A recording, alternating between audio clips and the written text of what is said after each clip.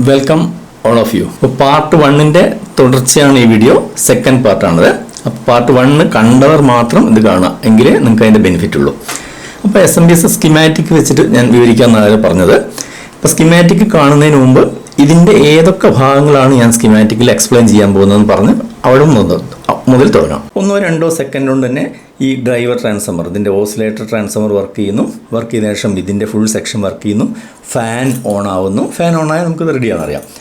അങ്ങനെ എല്ലാ വോൾട്ടേജും ഇതിൻ്റെ സൂപ്പർവൈസ് ചെയ്ത് റെഡിയാണെങ്കിൽ PG പവർ ഗുഡ് എന്ന് പറയുന്ന വയറിലേക്ക് ആദ്യം അത് സ്റ്റാർട്ടിങ്ങിൽ എപ്പോഴും നെഗറ്റീവായിരിക്കും, അത് പോസിറ്റീവായി മാറുന്നു. അത് പോസിറ്റീവായി കഴിഞ്ഞാൽ മദർ ബോർഡിലോട്ട് നിർദ്ദേശം കിട്ടുന്നു, അവിടെ പോസിറ്റീവായിരുന്നു.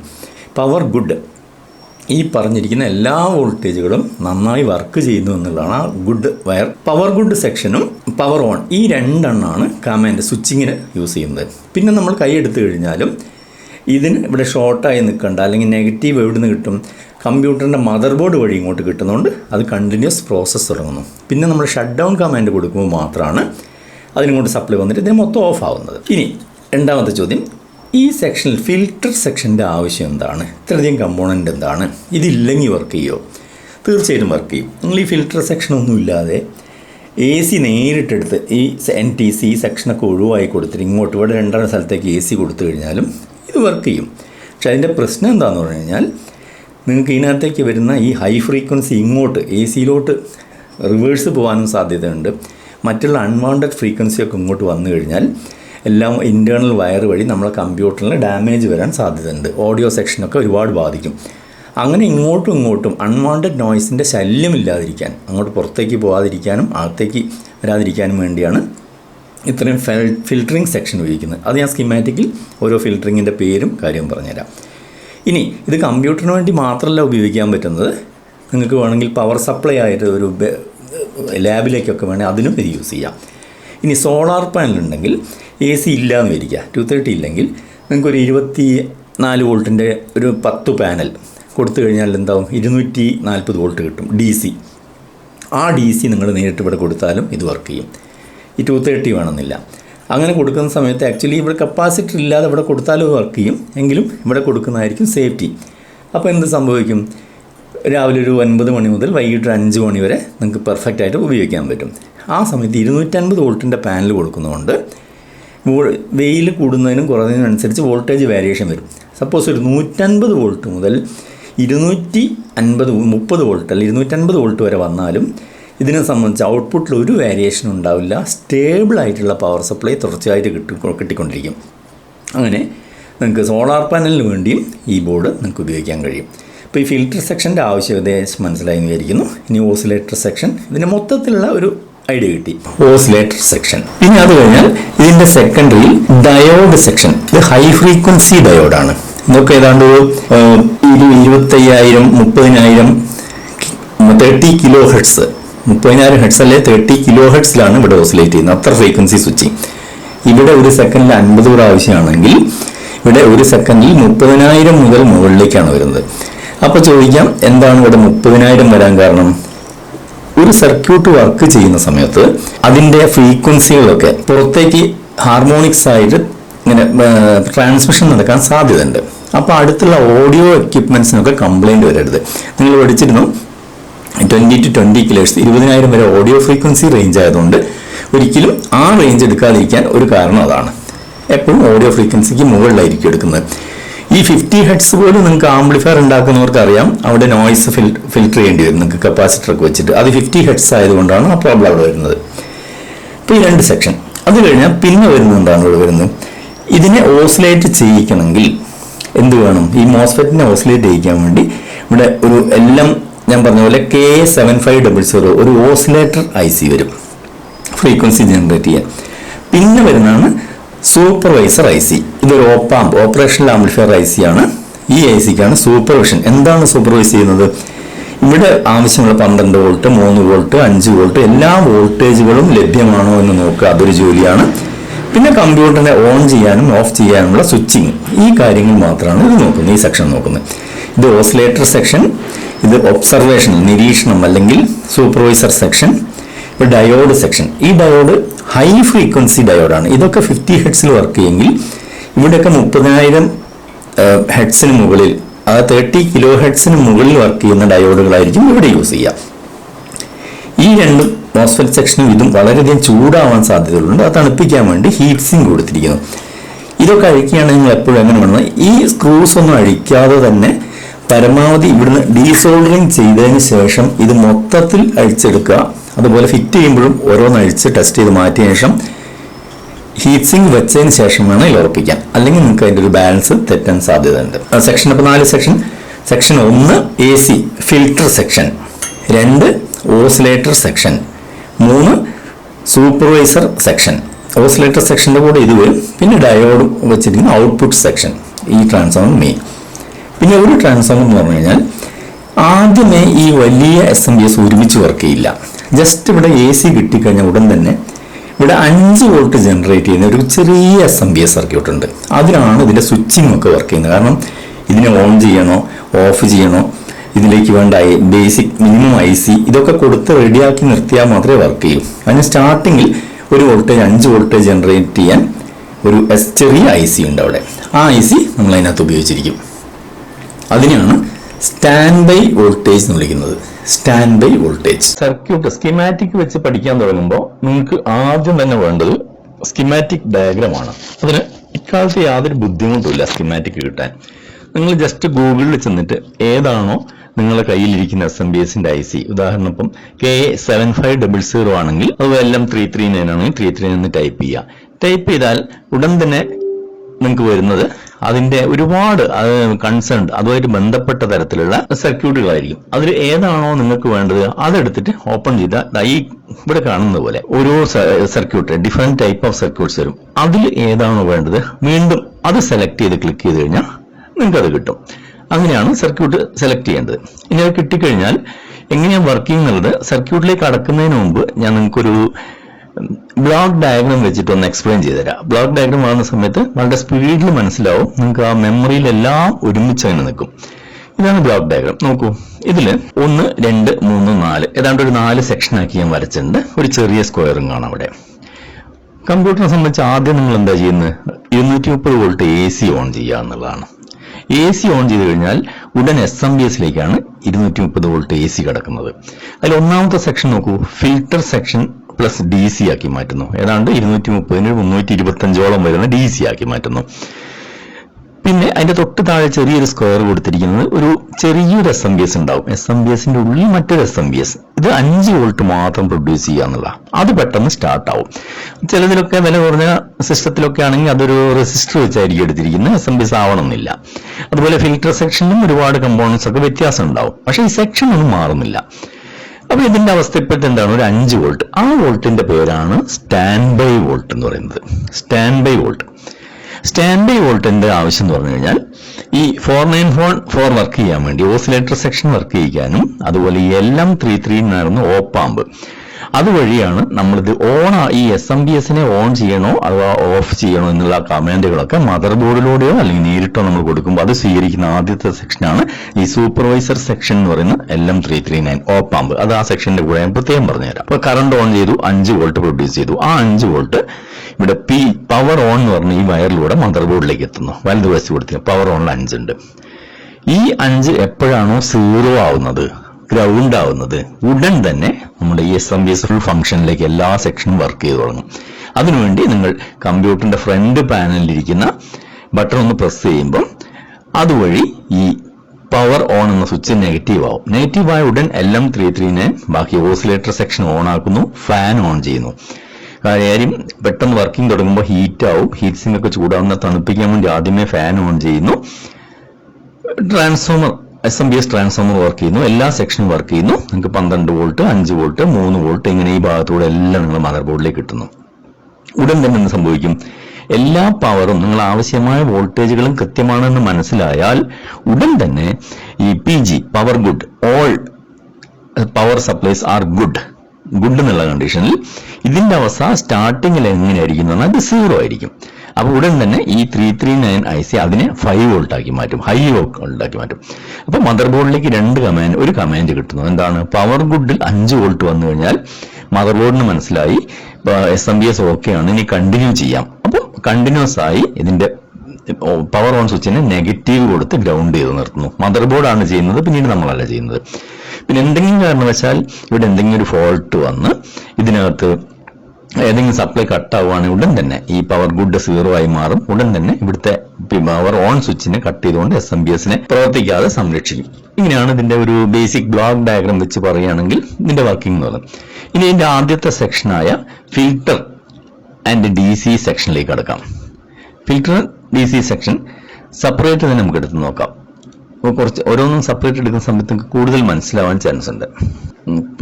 ഇവിടെ നോക്കൂ, AC ഇൻപുട്ട് ഞാൻ ഇവിടെ കാണിച്ചതുപോലെ ആദ്യം AC കിടക്കുന്ന എങ്ങനെയാണ്, ഒരു വശത്ത് NTC റെസിസ്റ്റർ, അതുപോലെ അടുത്ത വശത്ത് ഒരു ഫ്യൂസ്. ഇത് രണ്ടിന്റെ ആവശ്യം എന്താന്ന് പറഞ്ഞാൽ ഈ ഭാഗങ്ങളൊക്കെ ഇതിന്റെ മൊത്തത്തിൽ SMPSന്റെയും കമ്പ്യൂട്ടറിന്റെയും സംരക്ഷണം രക്ഷിക്കാൻ വേണ്ടിയുള്ളതാണ് ഈ സംഭവം മുഴുവൻ കൊടുത്തിരിക്കുന്നത്. പിന്നെ ഫിൽറ്ററിംഗ് ഞാൻ പറഞ്ഞ പോലെ ഈ അകത്ത് വരുന്ന ഈ നോയ്സ് 30,000 ഹെഡ്സിന്റെ അല്ലെങ്കിൽ 30 കിലോഹെഡ്സിന്റെ സൗണ്ട് ഇങ്ങോട്ട് ഈ ലെഫ്റ്റ് സൈഡിലേക്ക് പോകാതിരിക്കാനും, ഇനി AC-യിൽ ഇതുപോലെ എവിടുന്നെങ്കിലും ജനറേറ്റ് ചെയ്ത് വരപ്പെടുന്ന ഹാർമോണിക്സും മറ്റും ഇങ്ങോട്ട് സിസ്റ്റത്തിലേക്ക് വരാതിരിക്കാനും അത് ഓഡിയോയെയും മറ്റു ഭാഗങ്ങളൊക്കെ ഡിസ്റ്റർബ് ചെയ്തുകൊണ്ട് ഫിൽറ്ററിംഗ് ആണ് ഇത് മുഴുവൻ ഉദ്ദേശിച്ചിരിക്കുന്നത്. ഇപ്പൊ ഇവിടെ കൊടുത്തിരിക്കുന്ന കപ്പാസിറ്റർ X ടൈപ്പ് ഫിൽറ്റർ, അതുപോലെ Y ടൈപ്പ് ഫിൽറ്റർ എന്നൊക്കെ ഓരോ പേരുണ്ട്. പിന്നെ ഇതൊരു ചോക്കാണ് കൊടുത്തത്. ഞാൻ കാണിച്ച ആ ബോർഡിനകത്ത് ഈ ചോക്ക് ഉപയോഗിച്ചില്ല. SMPSന്റെ വില കുറയും തോറും ഇങ്ങനെ പല ഭാഗങ്ങളും അവോയ്ഡ് ചെയ്യും. ഞാൻ പറഞ്ഞല്ലോ ഈ സെക്ഷൻ ഒന്നുമില്ലാതെ നിങ്ങൾ നേരിട്ടത് ഈ ഡയോഡിന്റെ ഈ രണ്ട് വശത്തേക്ക് AC കൊടുത്താലും അഥവാ സോളാർ പാനൽ കൊടുത്താലും ഇത് വർക്ക് ചെയ്യുന്നുള്ളതുകൊണ്ട് ഇത് മുഴുവൻ ഇതിന്റെ ഇനി ഇത് കൂടാതെ തന്നെ കുറച്ചുകൂടി SMPS വരുന്ന സമയത്ത് അതിനകത്ത് പവർ ഫാക്ടർ കൺട്രോൾ PFC എന്ന് പറഞ്ഞ സെക്ഷണൽ സർക്യൂട്ടും കൂടെ ഉൾപ്പെടുത്തിയിട്ടുണ്ട്. ഇതിനകത്തില്ല. മൊത്തത്തിൽ ഇതിനെ EMI ഫിൽട്ടർ എന്നൊക്കെ വിളിക്കും. അപ്പോൾ ഏതാണ്ട് നിങ്ങൾ ഇവിടം വരെ എത്തി. ഇനി ഇതിൽ എങ്ങനെയാ പരിശോധിക്കുക എന്ന് പറഞ്ഞു കഴിഞ്ഞാൽ സിമ്പിളാണ്. നിങ്ങൾ 230 വോൾട്ട് AC കൊടുത്തു കഴിഞ്ഞാൽ ഇതിന്റെ ഓരോ ഭാഗത്തും ഈ ചോക്കിന്റെ രണ്ട് വശത്തും 230 വരുന്നുണ്ടോ നോക്കുക. അതുപോലെ ഡയോഡിന്റെ ഇൻപുട്ട് വരെ 230 വരുന്നുണ്ടോ നോക്കുക മൾട്ടിമീറ്റർ ഉപയോഗിച്ച്. ഡയോഡിന് ശേഷം ഫിൽറ്റർ കപ്പാസിറ്ററിലേക്ക് വന്നാൽ ഈ 350 വോൾട്ടിന്റെ കപ്പാസിറ്റർ വരുന്ന സമയത്ത് അവിടെ 340 വോൾട്ടോളം വരും DC. അത് വരുന്നുണ്ടോ നോക്കുക. പിന്നെ അവിടെ കൊടുത്തിരിക്കുന്ന രണ്ട് റെസിസ്റ്റർ കാണാം നിങ്ങൾക്ക്. 1.2K രണ്ട് റെസിസ്റ്റർ R2 R1 എന്ന് പറഞ്ഞ റെസിസ്റ്റൻസ് കാണാം. അതിന്റെ പേരാണ് ബ്ലീഡർ റെസിസ്റ്റർ. പ്രത്യേകിച്ചൊന്നുമില്ല. ഈ ഹൈ വാല്യൂ കപ്പാസിറ്റർ ആയത് കാരണം നമ്മൾ സപ്ലൈ ഓഫ് ചെയ്താലും കുറേ സമയം അവിടെ ഹൈ വോൾട്ടേജ് നിലനിൽക്കും. സപ്പോസ് സർവീസ് ചെയ്യുന്ന സമയത്താണെങ്കിലും ഒന്നും ഷോക്ക് അടിക്കാതിരിക്കാൻ കൈക്ക് അത് ഡിസ്ചാർജ് ആവും, സ്വയം ഡിസ്ചാർജ് ചെയ്യപ്പെടാൻ, അതിലെ വോൾട്ടേജ് ഡിസ്ചാർജ് ചെയ്യപ്പെടാനാണ് ഈ രണ്ട് ബ്ലീഡർ റെസിസ്റ്റർ കൊടുത്തിരിക്കുന്നത്. അല്ലാതെ വേറെ പ്രത്യേകിച്ചൊന്നുമില്ല. പിന്നെ അവിടെ ഗ്രൗണ്ടിന്റെ സിമ്പിൾ കാണാം. നിങ്ങൾക്ക് രണ്ട് സിമ്പിൾ കൊടുത്തിട്ടുണ്ട്. ഒന്ന് ഇവിടെ കൊടുത്തിരിക്കുന്നത് നെഗറ്റീവിനാണ്, ഗ്രൗണ്ട് അല്ല. പിന്നെ ലെഫ്റ്റ് സൈഡിൽ കൊടുത്തിരിക്കുന്നത് അത് ബോഡിക്ക് ഗ്രൗണ്ട് ചെയ്യുന്നതാണ്. രണ്ട് ടൈപ്പ് ഗ്രൗണ്ട് അല്ലെങ്കിൽ എർത്ത് എന്ന് വിളിക്കുന്നത്. അത് ഞാൻ കുറച്ച് മുമ്പ് പറഞ്ഞെന്ന് തോന്നുന്നു. ഈ സെക്ഷൻ പവർ സപ്ലൈ സെക്ഷൻ ഇങ്ങനെയാണ് വർക്ക് ചെയ്യുന്നത്. ഇനി നമുക്ക് എന്താണ് നോക്കേണ്ടത്? ആദ്യമേ നമ്മൾ ഓൺ ചെയ്താൽ പറഞ്ഞിരുന്നത് സൂപ്പർവൈസർ സെക്ഷൻ ആണല്ലോ. അപ്പൊ സൂപ്പർവൈസർ സെക്ഷൻ എങ്ങനെ വർക്ക് ചെയ്യുന്നു നോക്കാം. അതിന് ആദ്യം നിങ്ങൾ പഠിക്കേണ്ടത് ഞാൻ പറഞ്ഞു LM339 എന്ന് പറഞ്ഞാൽ ഓപ്പാമ്പാണ്, ഓപ്പറേഷണൽ ആംപ്ലിഫയർ. അപ്പൊ അതിന് തൊട്ട് മുമ്പായിട്ട് ഓപ്പറേഷണൽ ആംപ്ലിഫയർ എന്താണെന്ന് ഒരു ചുരുങ്ങിയ രീതിയിൽ പറഞ്ഞുതരാം. അപ്പോൾ നിങ്ങൾക്ക് ഏതാണ്ട് മനസ്സിലാവും എങ്ങനെയാണ് അതിന്റെ വർക്കിംഗ് ഉള്ളത്. ഇതൊരു ഓപ്പാമിന്റെ ബോർഡാണ്. LM741 IC ആണ്. ഇതുമായിട്ട് ബന്ധപ്പെട്ട് കണക്റ്റഡ് അല്ല എങ്കിലും ഇത് പഠിച്ചാലാണ് LM339 എന്താണ് പെട്ടെന്ന് മനസ്സിലാവുക. എല്ലാ ഓപ്പാമ്പിനും 3 കണക്ഷനാണ് മെയിൻ ആയിട്ട് വരുന്നത്. ഇപ്പൊ ഇതിൽ നോക്കുകയാണെങ്കിൽ pin number 2 input, pin number 3 input, 2 input. ഒന്നിനെ ഇൻവേർട്ടിംഗ് എന്ന് പറയും. ഈ നെഗറ്റീവ് കൊടുത്തതിന് എപ്പോഴും ഇൻവേർട്ടിംഗ് ഇൻപുട്ട് എന്നും പോസിറ്റീവ് കൊടുത്തിരിക്കുന്നത് നോൺ ഇൻവേർട്ടിംഗ് എന്നാണ് പറയുന്നത്. പിന്നെ ഒരു ഔട്ട് കാണും. ഈ 6 ആണ് ഔട്ടിൽ ഇവിടെ എഴുതിയിട്ടുണ്ട്. അപ്പം മൊത്തത്തിൽ നമുക്ക് യൂസ്ഫുൾ ആയ പിന്നുകൾ 3 ഒരു ആപ്പിന്റെ 3 പിന്നുകളാണ് നമ്മൾ എപ്പോഴും ഉപയോഗിക്കുക. 2 ഇൻപുട്ടും ഒരു ഔട്ട്പുട്ടും. പിന്നെ IC ഇത് 8 പിൻ IC ആയതുകൊണ്ട് അത് ഒന്നാമത്തെ പിന്നെ ഫ്രീ ആയിട്ട് വിട്ടിരിക്കുന്നു. ഈ IC പ്രവർത്തിക്കാൻ വേണ്ട വോൾട്ടേജ് വേണം. അതെപ്പോഴും കൊടുക്കുന്നത് ഇതിനെ സംബന്ധിച്ച് പവർ 4 കൊടുത്തിരിക്കുന്നു. 4 7 പവർ എന്ന് കൊടുത്തിരിക്കുന്നു. 7ഉം 4ലുമാണ് ഇതിന്റെ സപ്ലൈ വരുന്നത്. പിന്നെ നമ്മൾ യൂസ് ചെയ്യുന്നത് 2, 3, 6. അപ്പോൾ ഒരു ഓപ്പാമ്പിന് 3 കണക്ഷനാണ് ഉണ്ടാവും. ഇതിപ്പോ ഒരു ഓപ്പാമ്പുള്ള IC ഇതുപോലെ ഇതേ സെയിം ടൈപ്പ് 4 എണ്ണം ചേർന്നതാണ്, ഒരുമിച്ച് വെച്ചിരിക്കുന്നതാണ് LM339 എന്ന് പറയുന്നത്. അപ്പോൾ 4 ആവശ്യം എന്താന്ന് പറഞ്ഞു കഴിഞ്ഞാൽ ചില സർക്യൂട്ടിലൊക്കെ 2 വേണ്ടി വരും, 3 വേണ്ടി വരും, 4 വേണ്ടി വരും. അതൊക്കെ നമ്മളെ ഇഷ്ടാനുസരണം ഓരോന്ന് എടുക്കുക. അതിനാണ് 4 കൊടുത്തിരിക്കുന്നത്. അപ്പം ഓപ്പാമ്പിനെ കുറിച്ച് ഏതാണ്ട് 339 ഓപ്പൺ വിത്ത് ഇതാ നോക്കൂ, ഇതാണ് LM339. ഞാൻ ഇപ്പൊ 741 കണ്ടത് നിങ്ങൾ ഒരെണ്ണമായിരുന്നു. ഇതിൽ 4 ഒരുമിച്ച് വരുന്നുണ്ട്. ഇതാ 1, 2, 3, 4 വരുന്നുണ്ട്. അതുപോലെ ഇതിന്റെ വർക്കിംഗ് വോൾട്ടേജ് എങ്ങനെയാണ് വേണമെന്ന് പറഞ്ഞാൽ ഈ IC പ്രവർത്തിക്കാൻ വേണ്ട voltage pin number 3 positive, 3 VCC എഴുതിയിട്ടുണ്ട്. Pin number 12 ground. ഇത് 5 വോൾട്ടിലും 5 മുതൽ 12 വോൾട്ട് വരെ വർക്ക് ചെയ്യും. സർക്യൂട്ടിനനുസരിച്ച് നമുക്ക് യൂസ് ചെയ്യാൻ പറ്റും. ഇനി ഇതിന്റെ ഓപ്പാമ്പിന്റെ ഇൻപുട്ട് ഔട്ട്പുട്ട് നോക്കാം. ഒന്നാമത്തെ ഓപ്പാമ്പിന്റെ 4 ഇൻപുട്ടാണ്, 5 ഇൻപുട്ടാണ്. 4, 5 ഇൻപുട്ട്. അതുപോലെ 1 പിൻ നമ്പർ 2 ഔട്ട് വന്നിരിക്കുന്നത്. ഒന്നാമത്തെ സെക്ഷന്റെ ഔട്ട് 2. രണ്ടാമത്തെ നോക്കൂ, 6ഉം 7ഉം ഇൻപുട്ടാണ്. അതുപോലെ 1 ഔട്ട് വന്നിരിക്കുന്നത്. ആ ലൈൻ എങ്ങോട്ടാ പോയെന്ന് നോക്കിയാൽ മതി. മൂന്നാമത്തത് 8, 9 ഇൻപുട്ടും 14 ഔട്ട്പുട്ടുമാണ്. അതുപോലെ 10ഉം 11 ഇൻപുട്ട്, 13 ഔട്ടാണ്. ഇതിൽ ചിലപ്പം ഈ രണ്ടെണ്ണം മാത്രമായിരിക്കും ഉപയോഗിച്ചിരിക്കുന്നത് ചില സർക്യൂട്ട്. ചിലതിൽ 3 വേണ്ടി വരാം, ചിലത് 4 വേണ്ടി വരാം. അല്ലാത്ത പിന്നെ ആവശ്യമുള്ളത് ഉപയോഗിക്കുക, അല്ലാത്തത് വെറുതെ വിട്ടേക്കുക. ഇത്രയേ ഉള്ളൂ.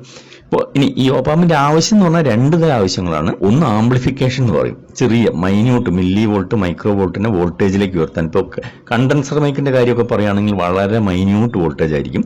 അതിനെയൊക്കെ ആംപ്ലിഫൈ ചെയ്യാൻ ആംപ്ലിഫയർ എന്നുള്ള നിലയ്ക്ക് ഈ ഓപ്പാമ്പുകൾ ഉപയോഗിക്കും. പിന്നെ അതല്ലാതെ ഉപയോഗിക്കുന്നതാണ് കമ്പരേറ്റർ, വോൾട്ടേജ് കമ്പരേറ്റർ. 2 വോൾട്ടേജിനെ തമ്മിൽ താരതമ്യം ചെയ്തുകൊണ്ട് നമുക്കൊരു ഡിസിഷൻ എടുക്കാൻ വേണ്ടി UPSലും ഇൻവെർട്ടറിലും SMPSലും ഒക്കെ കമ്പരേറ്റർ എന്നുള്ള യൂസ് ചെയ്തിരിക്കുന്നത്. ഇപ്പോൾ ഒരു എക്സാമ്പിൾ പറയുകയാണെങ്കിൽ ഇപ്പോൾ 4ാമത്തെ ഒരു ഓപ്പാമ്പ് എടുക്കാം.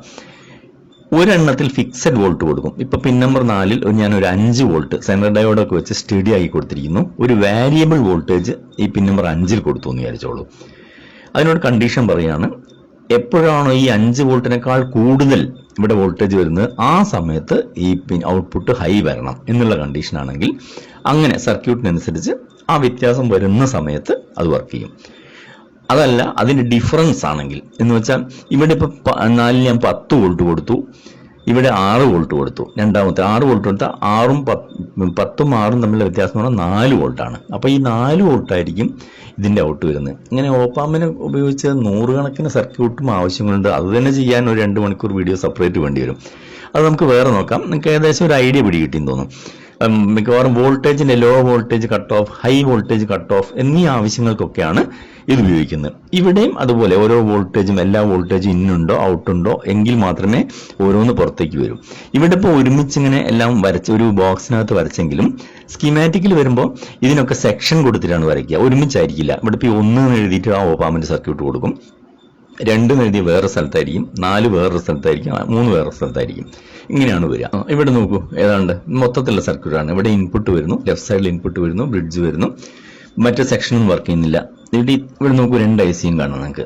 K7500 ഓസിലേറ്റർ സെക്ഷൻ വലതുവശത്ത് ഈ കൊടുക്കുന്ന ഇതാണ് ഇവിടുത്തെ സൂപ്പർവൈസർ IC. 1, 2, 3, 4 ഓപ്പാമ്പ് കാണാം നിങ്ങൾക്ക്. 339 ഇതിലോട്ടാണ് എല്ലാ സർക്യൂട്ടും ഇവിടെ പലതരം വോൾട്ടേജ്, 5 വോൾട്ട്, -5, 12 വോൾട്ട് എല്ലാം ഇതിൽ കൊടുത്തിട്ട് ഞാൻ ഈ പറഞ്ഞ് 4 സെക്ഷൻ ഉപയോഗിച്ചുകൊണ്ടാണ് പവർ ഗുഡും അതുപോലെ പവർ ഓൺ സ്വിച്ചും കൂടി കണക്ഷൻ പോയിരിക്കുന്നത്. അതുകൊണ്ട് ഇതിന്റെ എല്ലാ ഭാഗങ്ങളും സെർച്ച് ചെയ്ത് ഓരോന്നും 1, 2, 3, 4 ഇങ്ങനെ ചെയിൻ സിസ്റ്റം പോലെ ലിങ്ക് ചെയ്താണ് കൊടുത്തിരിക്കുന്നത്. അതുകൊണ്ട് തന്നെ ഒരു പിൻ പോയിന്റ് ഒരു IC വർക്ക് ചെയ്ത് അതിന്റെ ഔട്ട് വന്നാൽ മാത്രമേ അടുത്ത സെക്ഷൻ വർക്ക് ചെയ്യൂ. അങ്ങനെ എല്ലാം, അതുകൊണ്ടാണ് ഒരു സെക്ഷൻ ഓഫായാൽ എല്ലാം ഓഫ് ആവുന്നത്. ഈ ഒന്നാമത്തെ അതിന്റെ ഔട്ട് എടുത്തതിന് ശേഷം 2ലേക്ക് ഇൻപുട്ട് ആയിട്ട് കൊടുക്കുന്നു, 2 എടുത്ത് 3ലേക്ക് കൊടുക്കുന്നു, 3 എടുത്ത് 4ലേക്ക് കൊടുക്കുന്നു, 4ന്റെ ഔട്ടാണ് പുറത്തേക്ക് വരുന്നത്.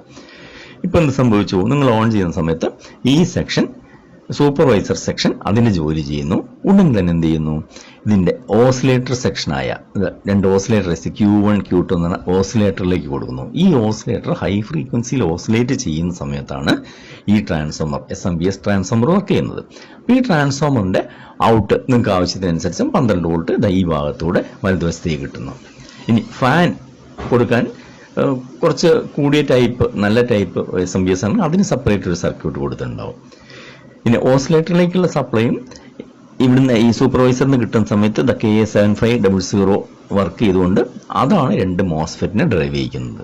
ഇങ്ങനെയാണ് ഇതിന്റെ മൊത്തത്തിലുള്ളൊരു വർക്കിംഗ് എന്ന് പറയുന്നത്. ഇനി കുറച്ച് ഫോൾട്ട് ഫൈൻഡിങ് കൂടി നമുക്ക് ഓരോന്നും ബോർഡിൽ വെച്ച് വോൾട്ടേജ് മെഷർ ചെയ്തുകൊണ്ട് ഓരോ ഫോൾട്ടും എങ്ങനെയാണ് അത് റെക്ടിഫൈ ചെയ്യുക എന്നുള്ളതും കൂടിയാണ് നമുക്ക് നോക്കാനുള്ളത്. ഈ സ്കിമാറ്റിക് വെച്ച് നോക്കാനുള്ള ഒരു ഏകദേശ ഐഡിയ നിങ്ങൾക്ക് കിട്ടിയെന്ന് വിചാരിക്കുന്നു. ഇതിന്റെ ഓരോ ഐസിയും സെപ്പറേറ്റ് നിങ്ങൾ പഠിക്കുക, അതിന്റെ വോൾട്ടേജസ് ഒക്കെ എഴുതി വെക്കുക. പിന്നെ വേറൊന്ന് വരുന്ന സമയത്ത് അതുമായിട്ട് കമ്പയർ ചെയ്ത് നോക്കുക. എത്ര പരിചയമില്ലാത്തവർക്കും ജസ്റ്റ് സർക്യൂട്ടുമായി കമ്പയർ ചെയ്യേണ്ടത് എങ്ങനെയാണ് എന്നൊക്കെ ഒരുവിധം മനസ്സിലായി കാണും തോന്നും. ഈ വലതുവശത്ത് കൊടുത്തിരിക്കുന്നതാണ് ഒപ്റ്റോ കപ്ലർ എന്ന് പറയുന്നത്. ഈ സർക്യൂട്ട് അതും സെപ്പറേറ്റ് ആക്കി കൊടുത്തിരിക്കുകയാണ് നിങ്ങൾക്ക് മനസ്സിലാക്കാൻ വേണ്ടി. ഒപ്റ്റോ കപ്ലർ എന്നാൽ പുറത്ത് എന്തെങ്കിലും വേരിയേഷൻസ് ഒക്കെ വന്നിട്ടുണ്ടെങ്കിൽ അവിടെ AC 230 വോൾട്ട് AC വർക്ക് ചെയ്യുന്ന ഭാഗത്ത് നിന്ന് ലെഫ്റ്റ് സൈഡിലേക്ക് AC പാസ് ചെയ്യരുത്. അതുകൊണ്ട് ഇതൊരു LDRും ഒരു ഇന്റേണൽ ആയിട്ട് LED വെച്ച ഒരു സാധനമാണ് ഒപ്റ്റോ കപ്ലർ. 717 നമ്പർ അതിന്റെ 817. അപ്പോൾ അതിന്റെ വേരിയേഷൻസ് ഈ ലൈറ്റ് പ്രകാരം ഇങ്ങോട്ട് ട്രാൻസ്ഫർ ചെയ്യപ്പെടുന്നതുകൊണ്ട് അതെടുത്ത് നമുക്ക് ഇൻപുട്ടിൽ ഇതിന്റെ ഫ്രീക്വൻസി കൂട്ടാനും കുറയ്ക്കാനും ഒക്കെ സാധിക്കും. അങ്ങനെയാണ് ഔട്ട്പുട്ടിൽ എപ്പോഴും അതിന്റെ ഒരു സ്റ്റെബിലിറ്റി നിലനിർത്തുന്നത്. അടുത്തത് നമുക്ക് ഡയറക്റ്റ് ആയിട്ട് ബോർഡിൽ ഇനി എങ്ങനെയാണ് അളന്ന് നോക്കുന്നത് കൂടി നോക്കി അടുത്ത സെക്ഷനിലേക്ക് കടക്കാം.